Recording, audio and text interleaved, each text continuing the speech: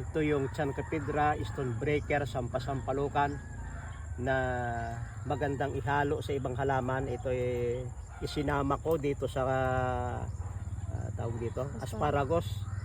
At kapag ito kahit nasa galon, nasa bote at na ating dinidilig ay gumaganda.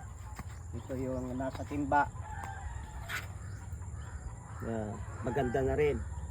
Ito naman sa Wilkins na ating pinutol ay maganda na rin. Ano pat ito basta yan ay madidilig, hindi mahirap buhayin. Yung iba ay bagay, bubunutin ko na ito kasi nakasama sa strawberry, kaya akin tatanggalin yan.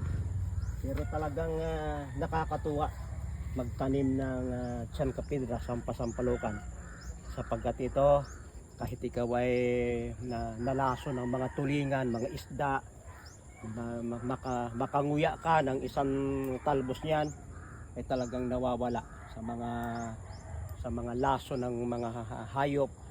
Ito pala ay magandang pantanggal. Salamat sa pagsubaybay sa Natural Wilderness, si Pastor Vito.